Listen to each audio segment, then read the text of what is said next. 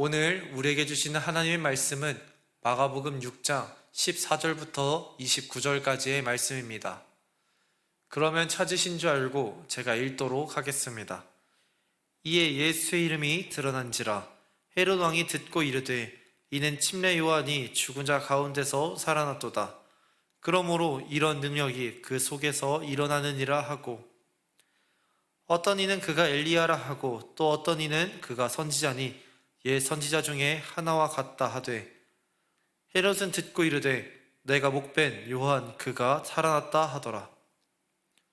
전에 헤롯이 자기 동생 빌립의 아내 헤로디아에게 장가든 고로 이 여자를 위하여 사람을 보내어 요한을 잡아 옥에 가두었으니, 이는 요한이 헤롯에게 말하되 동생의 아내를 취한 것이 옳지 않다 하였음이라. 헤로디아가 요한을 원수로 여겨 죽이고자 하였을 때 하지 못한 것은 헤롯이 요한을 위롭고 거룩한 사람으로 알고 두려워하여 보호하며 또 그의 말을 들을 때에 크게 번민을 하면서도 달갑게 들음이로라.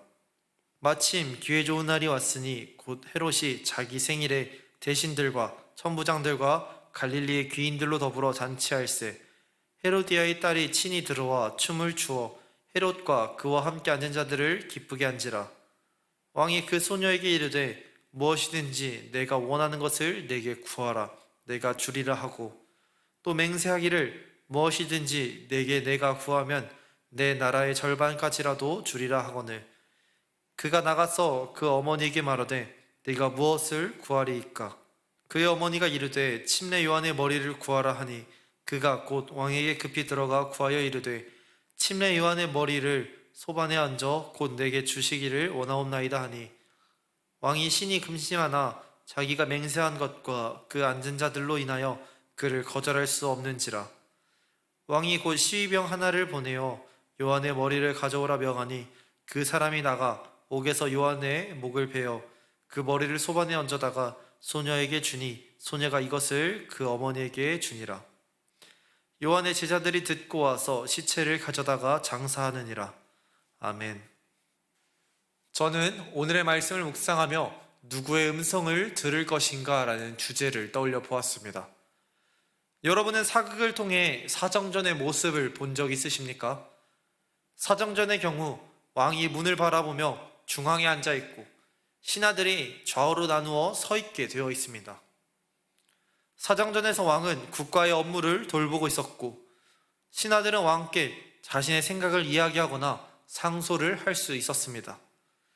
이러한 곳에 왕을 향하여 늘 좋은 이야기만 하는 충신들만 있었으면 좋았겠지만, 그랬으면 나라가 오래 유지되었겠지만, 안타깝게도 그곳에는 자신의 이익을 위하여 왕에게 달콤한 말만 하는 간신들도 많았습니다. 또한 왕도 사람인지라 충신들이 옆에서 아무리 옳은 이야기를 해주더라도 자신에게 쓴소리만 하는 사람을 좋아할 리는 없었습니다. 안타깝게도 왕은 자신에게 달콤한 이야기를 해주는 간신들과 어울릴 수밖에 없었습니다. 그렇게 왕이 간신의 소리에 귀를 기울인 채 그렇게 살아가면서 충신들을 하나 둘씩 잃게 되었습니다. 왕은 눈과 귀가 가리워진 채 옳은 소리를 분별할 수 없게 되고 말았습니다. 오늘의 말씀에는 간신의 이야기에 귀를 기울인 한 사람이 등장합니다. 그의 이름은 바로 헤롯입니다. 17절부터 20절까지의 말씀을 보면 헤롯에게 한 사람이 찾아오게 됩니다. 그의 이름은 우리가 아주 잘 알고 있는 침례 요한입니다. 침례 요한은 헤롯 왕을 찾아가 이복 동생의 아내를 취하는 것이 옳지 않음을 이야기하며 그를 꾸짖었습니다.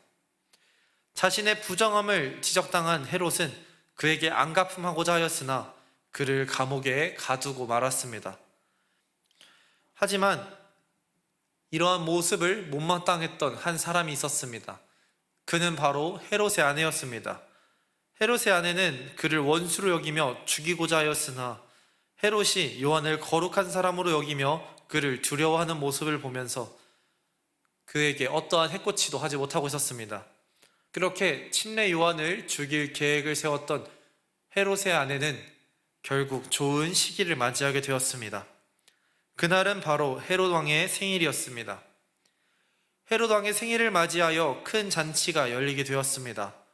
왕의 생일인 만큼 그곳에는 대신들과 천부장, 갈릴리의 귀인들처럼 고위직인 사람들이 모여있기 시작했습니다.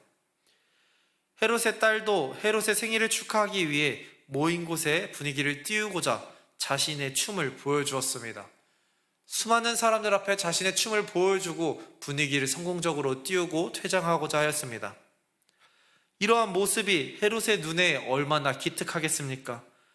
자신의 딸이 많은 사람들 앞에서 춤을 추며 재롱 부리는 이 모습이 얼마나 귀엽고 사랑스러웠겠습니까? 심지어 자신의 생일을 축하하기 위해 모인 그 사람들 앞에서 재롱을 부리고 분위기를 띄웠으니, 이를 통해 많은 사람들 앞에서 자신의 체면을 세워주었으니 헤롯이 얼마나 큰 감동을 받았겠습니까? 우리도 그런 모습을 보면 기특하여서 용돈이라도 쥐어주고자 했을 텐데, 헤롯은 뭔가 통이 엄청 컸던 사람이었던 것 같습니다. 그는 자신의 딸을 향하여 그 어떤 소원이라도 들어주겠다고 이야기합니다. 너가 원하면 이 나라의 절반이라도 주겠다 이야기합니다. 그런데 이게 무슨 일입니까? 여느 아이들처럼 그냥 예쁜 옷을 사달라고 하거나 보석을 달라고 하거나 아니면 용돈을 달라고 할 줄 알았더니 침례 요한의 목을 달라고 갑작스럽게 요청하는 것이 아니겠습니까? 딸과 자신만 있었던 그런 개인적인 상황이나 오늘만 아니었으면 이 소원을 바꾸게 해달라고 어떻게든지 회유해 보았을 텐데, 많은 사람들이 자신을 축하하기 위해서 모여 있었고 고위직인 사람들이 모여있는 그 자리에서 그건 좀 어렵다고 자신의 말을 번복하기에는 조금 체면이 난처해지는 상황이었습니다. 결국 헤롯은 자신의 딸의 소원을 들어주게 되었습니다. 시간이 흘러 헤롯이 예수님에 관한 소문을 듣게 됩니다. 그의 생일이 지난 지 얼마나 지났는지 모르고 그가 예수님에 대하여 어떤 소식을 듣게 되었는지 알 순 없지만, 그가 예수님의 소식을 들은 직후에 자신이 죽인 침례 요한이 다시 살아났다고 생각하며 두려워 떨기 시작합니다. 이러한 모습들을 보아서 헤롯은 아무런 잘못 없이 옳은 소리를 했다는 이유로 침례 요한을 투옥시키고 자신의 말실수로 그를 죽게 만들었다는 그 부담감으로 인해 심적으로 많이 고달파했던 것 같습니다.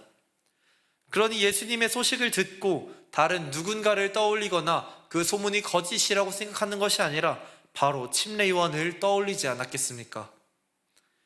헤롯은 자신을 향하여 좋은 소리를 하는 사람들을 따라 나아가다가 옳은 경고를 한 침례 요한을 죽게 만들었습니다. 자신의 잘못된 판단으로 침례 요한을 죽이고 말았다는 그 죄책감에 시달리며 살아가게 되었던 것입니다. 이처럼 우리에게는 어떠한 소리에 귀를 기울여야 하는지 중요한지 알 수 있습니다. 세상은 우리에게 너 하고 싶은 대로 하고 살아, 너가 삶의 주인이야, 사람들을 미워할 수도 있지, 주일에 조금 더 쉬어도 돼, 오늘 예배 한번 빠져도 돼, 너 내일 출근해야 되잖아 라고 우리를 유혹합니다. 그러나 성경은 뭐라고 이야기합니까? 너의 주인은 하나님이야. 너 서로 사랑해야 돼. 죄의 유혹으로부터 너 벗어나야 돼. 너 주일 성수해야 돼. 너 하나님이 아니면 안 돼. 이처럼 우리에게 조금 어렵고 부담스러운 이야기를 할 수도 있습니다. 세상은 여러분이 듣기 좋은 말로, 항상 달콤한 말들로 여러분을 이끌어 나아갑니다. 그 이야기를 듣고 따라 나아가는 여러분을 책임져 주지는 않습니다. 늘 친근하고 달콤한 말들로 여러분을 유혹하지만 여러분의 눈과 귀를 가릴 뿐 여러분의 인생을 책임져 주지 않는다는 것입니다.